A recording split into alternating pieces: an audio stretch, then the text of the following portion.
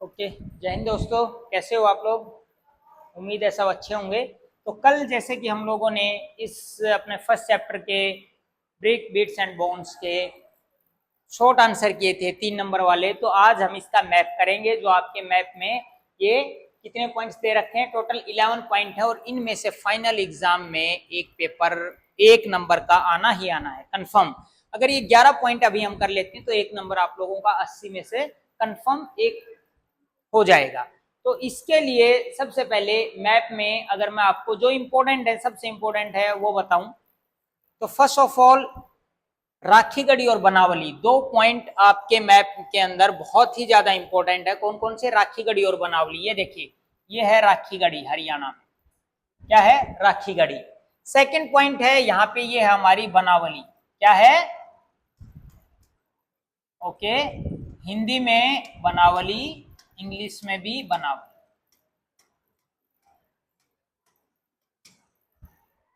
दो पॉइंट जो अभी के लिए इंपॉर्टेंट है। 3 ऐसी सिटीज हैं, जो साइट्स हैं जो हमें गुजरात में मिली हैं, वो भी बहुत इंपॉर्टेंट है। और गुजरात की साइट्स हैं हमारी 3। ये देखिए, ये है हमारी लोथल। यहाँ पे ये हो गई लोथल। लोथल है, ये पोर्ट सिटी थी। पोर्ट मतलब बंदरगाह। ठीक है। दूसरा हमारी नागेश्वर। ये देखिए, ये नागेश्वर, ये भी बहुत इंपॉर्टेंट है।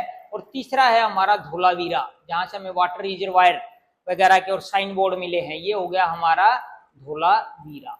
तो ये 3 हमारी गुजरात के अंदर इंपॉर्टेंट साइट्स हैं, धोलावीरा, लोथल और नागेश्वर। और हमारी राखीगढ़ी और बनावली, ये इंपॉर्टेंट साइट है हमारी। कहाँ पे? हरियाणा के अंदर। 5 हो गई। छठी जो हमारी इंपॉर्टेंट साइट है, जो काले रंग की चूड़ियां हैं, वो है हमारी कालीबंगा। ये देखो, ये लिखा हुआ है, यहाँ है हमारी कालीबंगा, राजस्थान में हरियाणा के बॉर्डर के पास। तो ये हो गई हमारी कालीबंगा। तो अभी तक हमने देखा राखीगढ़ी, बनावली, कालीबंगा 3, धोलावीरा और लोथल जो कि एक पोर्ट सिटी है, और नागेश्वर। 6 हो गए हमारे। 6 के बाद नेक्स्ट जो हमारा इंपॉर्टेंट है फर्स्ट, ये है यहाँ पाकिस्तान में हड़प्पा, जहां पे 1921 में दयाराम सानी ने एक्सट्रैक्शन किया था और हड़प्पन सिविलाइजेशन की खोज की थी। तो हड़प्पा सेकंड पॉइंट है यहाँ पे। इधर यहाँ है हमारा मोहनजोदाड़ो।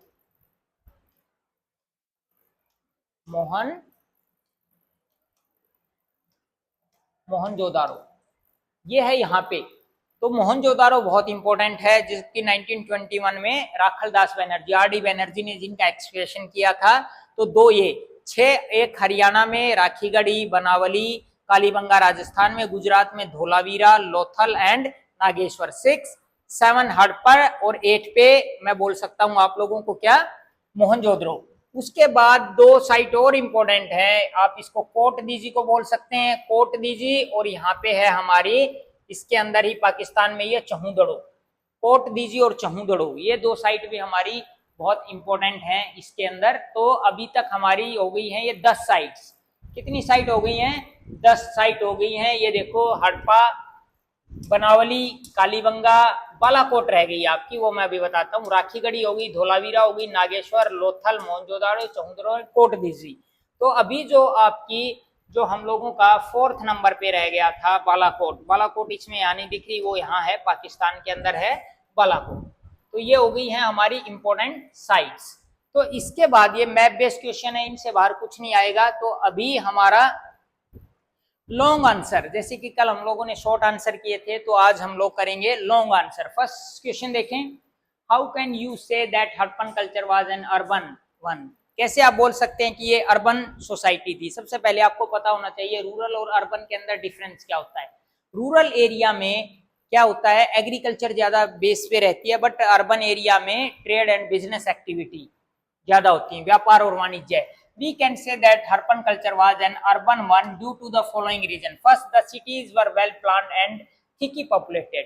सिटी थी, उनमें पॉपुलेशन ज्यादा थी और वेल प्लान्ड बनी हुई थी, ग्रिड सिस्टम पे थी। द रोड्स और स्ट्रेट एंड वाइड, उनके रोड जैसे आज के समय सेक्टरों में या सिटीज में होते हैं, रोड कैसे थे? स्ट्रेट थे और वाइड, चौड़े रोड थे। The house were made of the burnt bricks and contain more than 1 story, एक स्टोरी से ज्यादा बिल्डिंग्स में होते थे। और ब्रिक, ठीक है, ब्रिक्स थी जो ईंटों के बने हुए थे। कौन सी? ब्रंट, पकी हुई। Every house had a well and a bathroom, हर घर में एक कुआं और एक बाथरूम होता था। तो ये उनके उस समय पे फैसिलिटीज थी। The drainage system was excellent with house drainage emptying into street drains, घरों का ड्रेनेज सिस्टम बहुत अच्छा था, गंदा पानी है गली उससे नाली से स्ट्रीट की बड़ी नाली के अंदर बड़े ड्रेनेज सिस्टम के अंदर अटैच होता था, जाके मिलता था, खाली होता था। The Citadel of Harappan had public building, और जो सिटाडेल था दुर्ग, जो अपर हाउस था, अपर एरिया था, सिटाडेल के अंदर भी क्या होती थी, पब्लिक बिल्डिंग्स बनी हुई थी, जैसे ग्रेनरी, और आप लोगों ने देखा था ग्रेट बाथ जो मोहनजोदारो में थे। Lothal was a dockyard and important trading centre, Lothal जो अभी मैप में देखा गुजरात में, ये एक डॉकयार्ड यानी कि पोर्ट सिटी थी, वहां पे डॉकयार्ड बना हुआ था, और important trading centre, business activity यहीं से जो है मेसोपोटामिया, ठीक है, ओमान, बहरीन, इन सब से क्या होता था, ट्रेड व्यापार होता था। After the decline of the Harappan culture town planning was forgotten and there was absence of city life for about 1000 of years, जैसे ही अर्बन सिविलाइजेशन खत्म होगी तो उसके बाद 1000 ईयर्स तक कोई शहर नहीं बने, लोग है ना कबीलों में या गांव में ही रहते थे, रूरल क्या थी हमारी कल्चर के अंदर ही लोग रहते थे, सिविलाइजेशन में डेवलप नहीं हुई।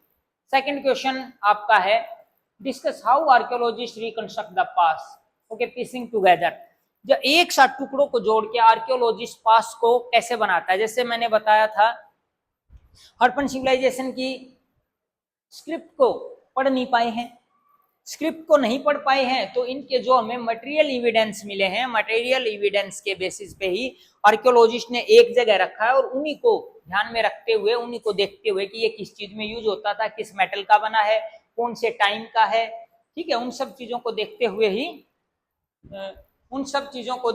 ही ये हम लोगों ने किया है। तो फर्स्ट है बैक, ओके, तो नेक्स्ट है, इसमें पॉइंट है material evidence allows archaeologist to better reconstruct Harappan life, this material could be pottery, tools, ornaments, household objects etcetera.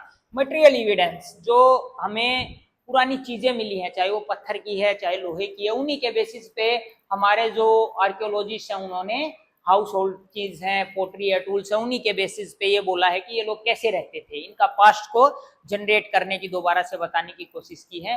Recovering artifact is just the beginning of the archaeologist enterprise, archaeologist then classified their finds, archaeologist को जो artefact टुकड़े मिले हैं, बर्तनों के, पत्थर के, bards जो मिले हैं, उन्हीं को जोड़ जोड़ के इनकी स्टार्टिंग की है बनाने की। The second and more complicated is in the terms of function, archaeologists have to decide whether, for instance, an artifact is a tool or an ornament or both, or the something meant for ritual uses। और हमारे archaeologist के सामने एक और परेशानी है, कोई मान लेते हैं ये पेन मिल गया पुराने समय का, लेकिन उनको ये नहीं पता है कि ये हमेशा परमानेंट यूज होता था या किसी स्पेशल ओकेजन पे यूज किया जाता था।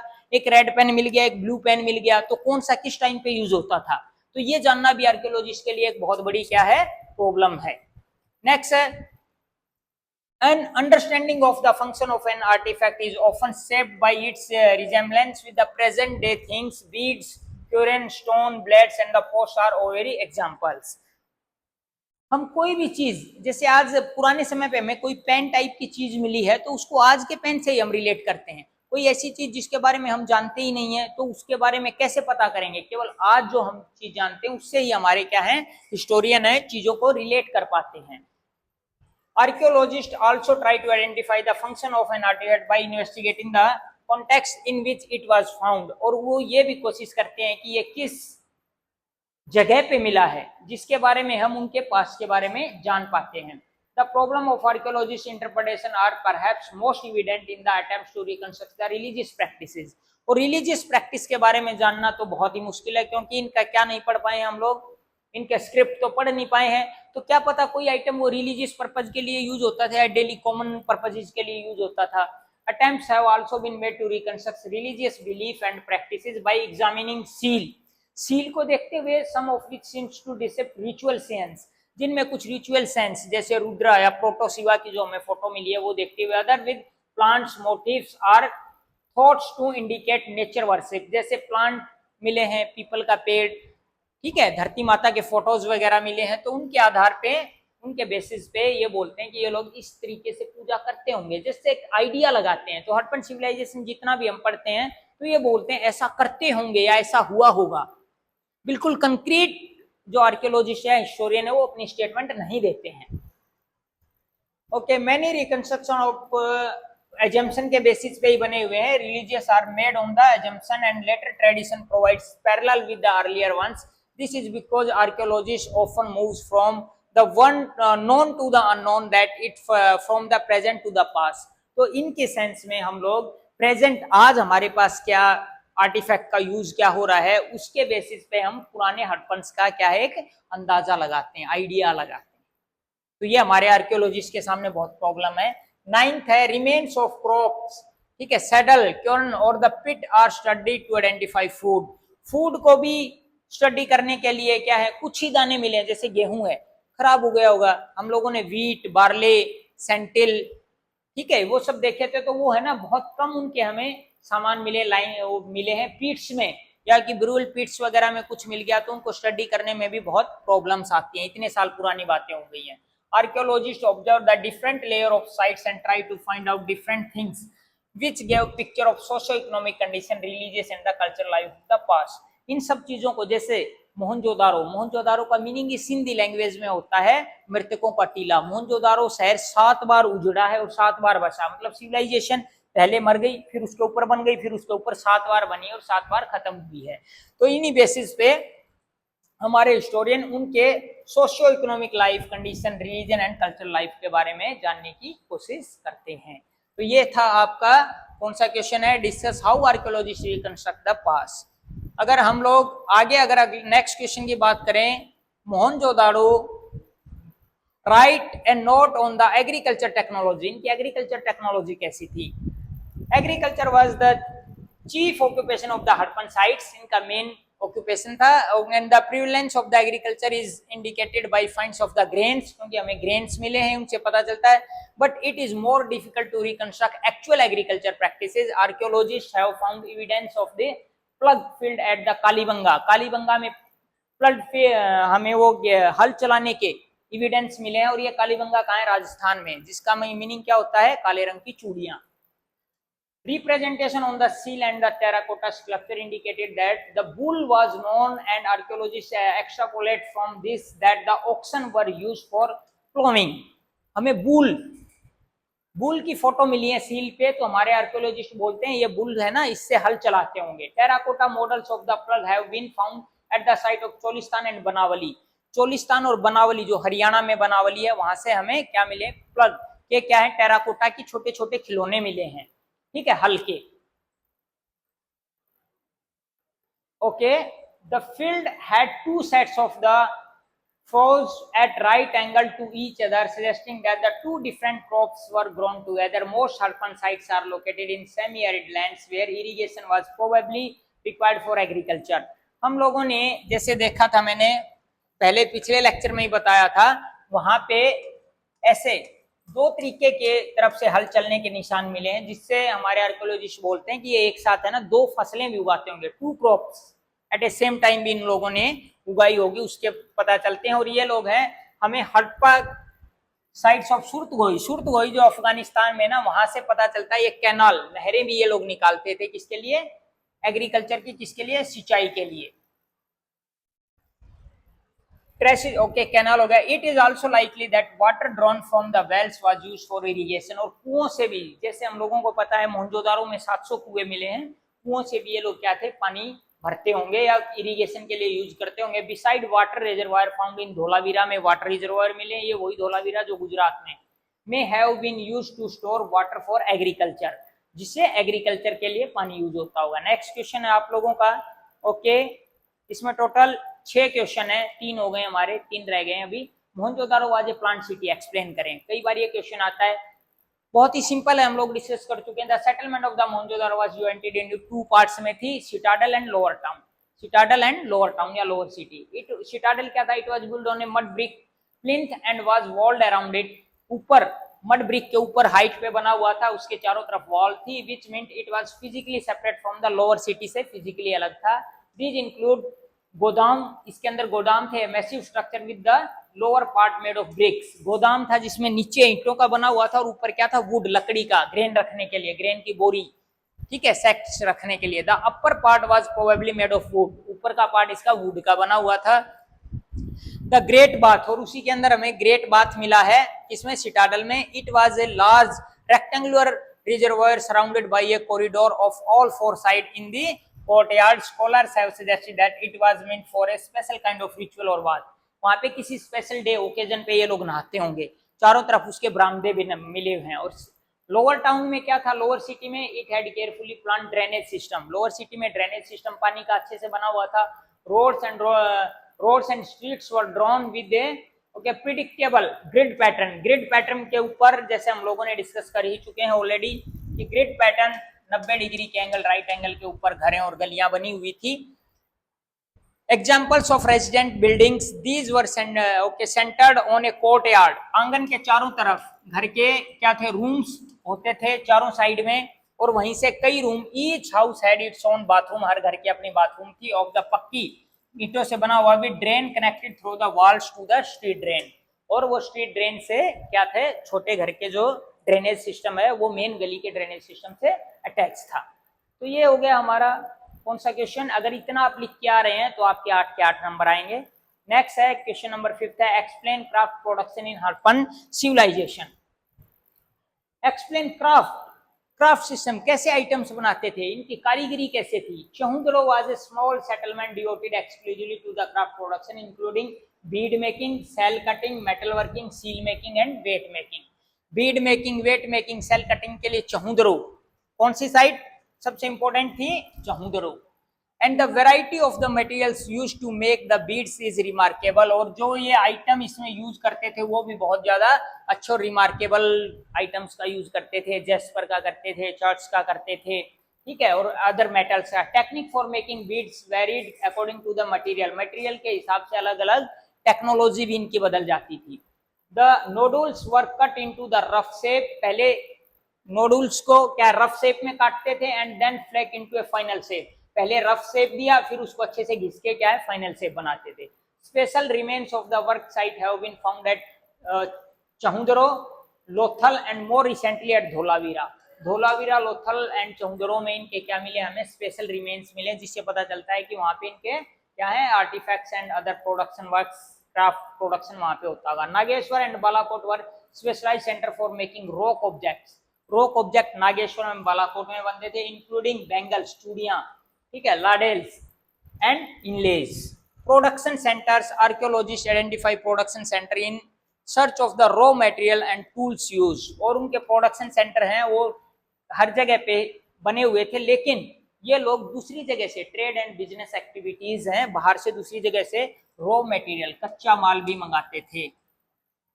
Waste is one of the best indicator of the craft work, sometimes pieces of the large waste were used to make smaller items, जो हमें कैसे पता चलता है कि यहाँ पे कोई बीड मेकिंग फैक्ट्री रही होगी, जो हम पत्थर को वो लोग घिसाते थे उससे जो छोटे टुकड़े वहां पे गिरे हुए मिले हैं, उससे हमें पता चलता है कि क्या इनका यूजेस किए होंगे रिमेन से।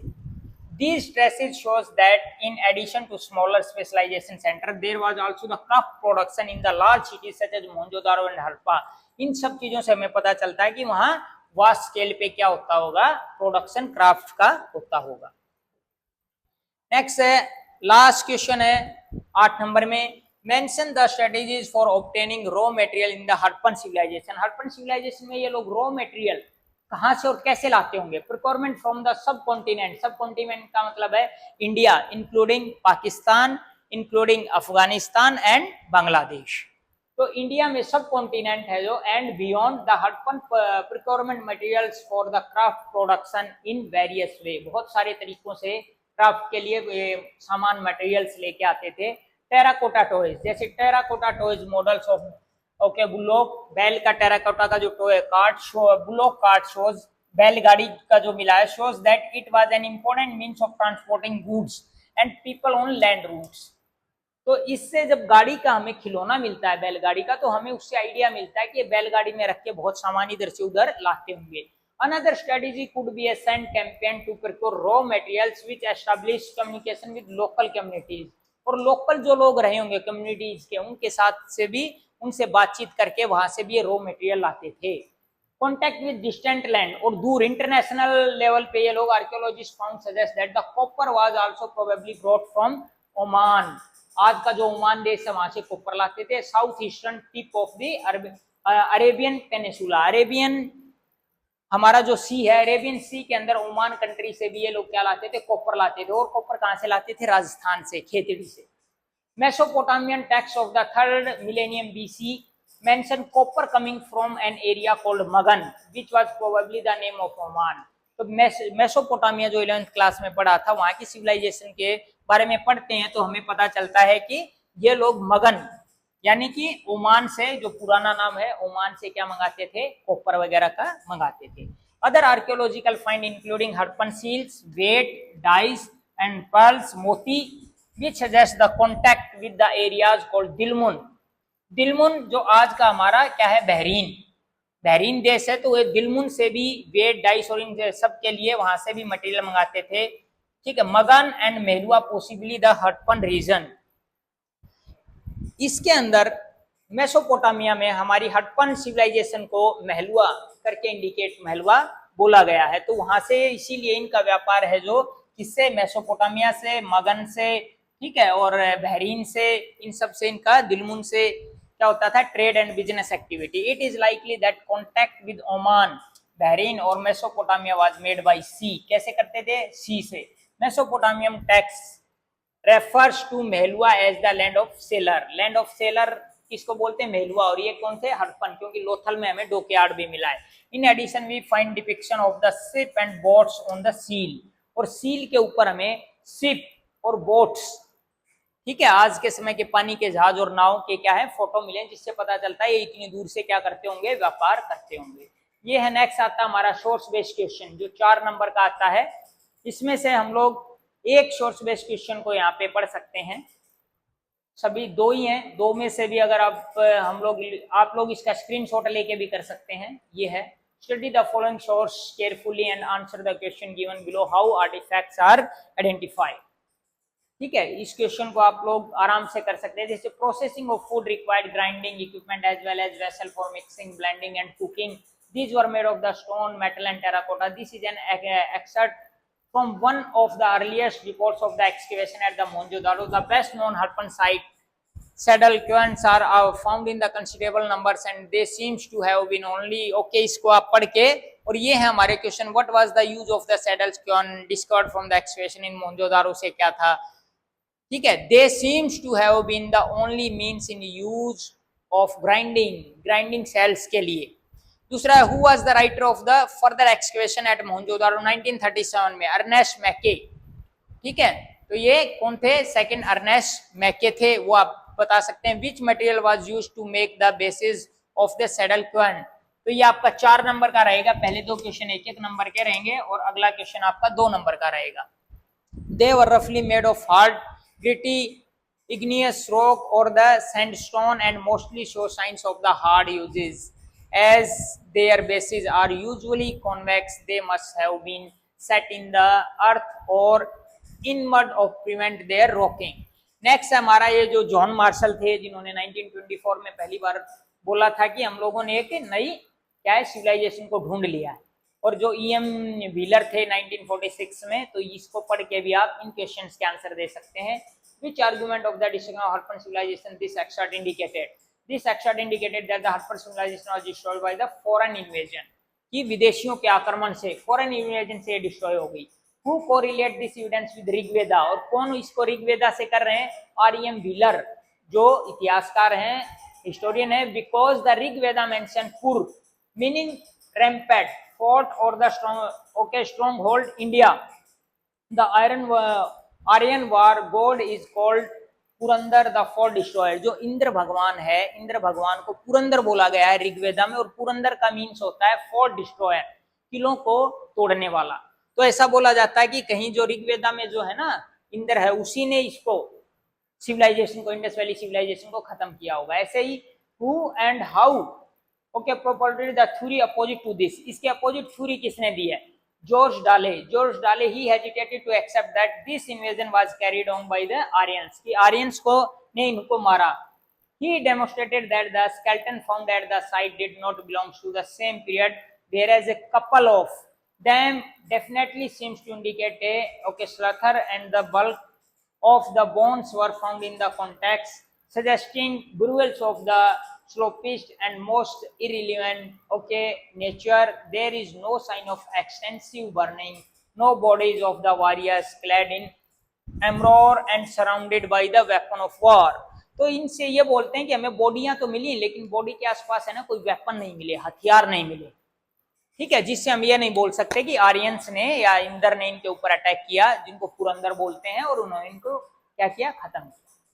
तो इस हिसाब से इनके आंसर दे सकते हैं जो आपके इसी के अंदर है. ये हमने मैप कर लिया. नेक्स्ट चैप्टर हम शुरू करेंगे किंग्स, फार्मर एंड टाउन. तो आपका ये चैप्टर पूरा हो गया है. इन क्वेश्चन आंसर को हम लोगों ने कर लिया है. तो इसको अच्छे से करें, इसको लेक्चर को आगे शेयर करें, सब्सक्राइब करें, कमेंट करें, और आपको कैसा लगा इसके बारे में कमेंट करें. जय हिंद दोस्तों.